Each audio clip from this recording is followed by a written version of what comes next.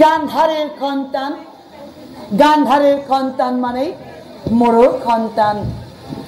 আৰে মাজনিশা আহিছা মোৰ ওচৰত তুমি সহায় বিচাৰি।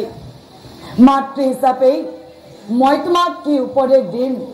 এটাই মাত্ৰ কথা ক'ব পাৰো, যদি তুমি সকলোবোৰ কৃষ্ণৰ আগত ক'ব পাৰা, যদি কৃষ্ণই তোমাৰ স্বামীৰ প্ৰাণ ৰক্ষা কৰি দিব পাৰে, তেতিয়াহ'লে মোৰ কোনো আপত্তি নাথাকিব।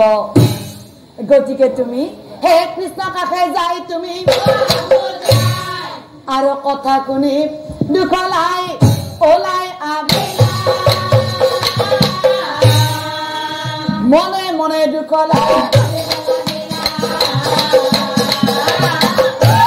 মনে মনে দুখলাই মনে মনে ভাবে, হায় ভগৱান, যেতিয়া মানুহে দুখত পৰে, সংকটত পৰে, ওচৰত কাকোৱে কাষত নাপায়, ৰাতিটো পৰ হ'লেই স্বামী মোৰ মৰি যাব আৰু মই চিৰদিনৰ বাবে শিৰৰ সেন্দুৰ মচি পেলাব লাগিব। নাই নাই, মই স্বামীক জীয়াই ৰাখিবই লাগিব। কিন্তু মই কি কৰোঁ, কলৈ যাওঁ? কুন্তীয়ে এটা ঠিক কথা কৈছে, যদি মই কৃষ্ণৰ আগত সকলোবোৰ ক'ব পাৰো, হয়তো মই মোৰ স্বামীক জীয়াই ৰাখিব পাৰিম। গতিকে অহা কালি ৰাতিপুৱাই কুৰুক্ষেত্ৰ যাম, কৃষ্ণৰ সংগত অৰ্জুনকো লগ পাম, দুয়োজনৰ ওচৰত আঁঠু জুৰি আচল পাতি ভিক্ষা মাগিম। হে কৃষ্ণ, হে অৰ্জুন, মোৰ স্বামীৰ প্ৰাণ দান দিয়া, অৰ্জুন, মোৰ স্বামীৰ প্ৰাণ দান দিয়া। অহা কালি ৰাতিপুৱাই মই কুৰুক্ষেত্ৰ যাম। এই বুলি দুখলাই ভাবিয়া থাক, ৰাতিপুৱাই দুখলাই ৰাতিপুৱাই দুখলাই ৰাতিপুৱাতে দুখলা কুন্দৰী কুৰুক্ষেত্ৰ যায় একজগতৰী। কৃষ্ণ আৰু অৰ্জুনক ভেটিবলৈ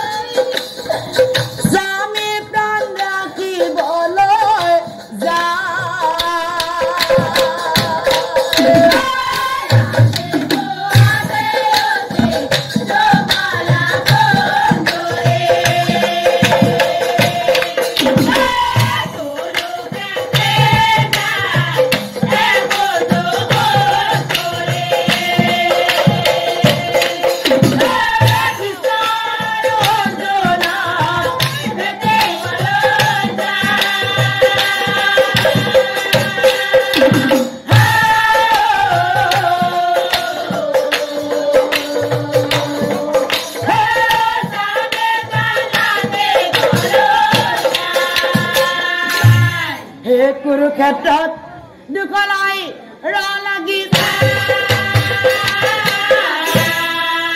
সেই যুদ্ধ কৰিবলৈ কন্যা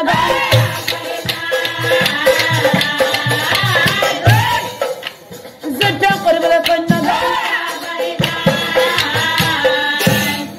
দুখলাই দেখা পালে এই যুদ্ধ ক্ষেত্ৰত অৰ্জুনৰ আগুৱা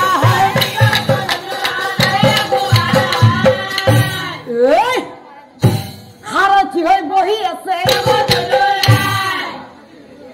দুখলাই দেখা পালে অৰ্জুনৰ চকুত হে প্ৰতিশোধাৰ যে পৰি আছে অৰ্জুন।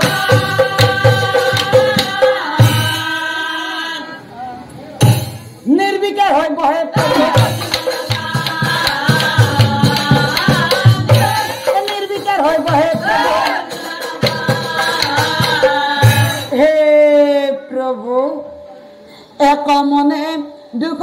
পায় নাৰায়ণ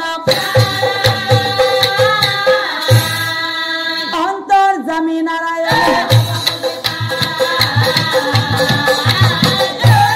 অন্তৰ্যামী নাৰায়ণ এই যুদ্ধ ক্ষেত্ৰত দুকলাই প্ৰৱেশ কৰিলা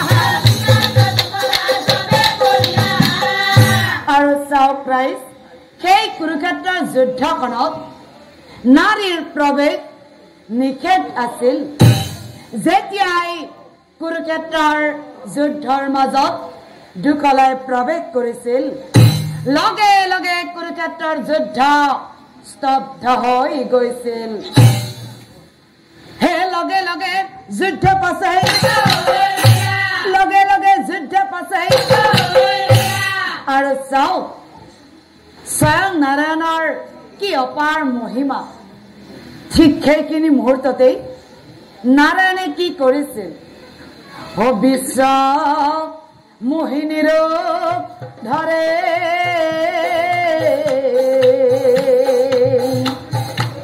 ও প্ৰভু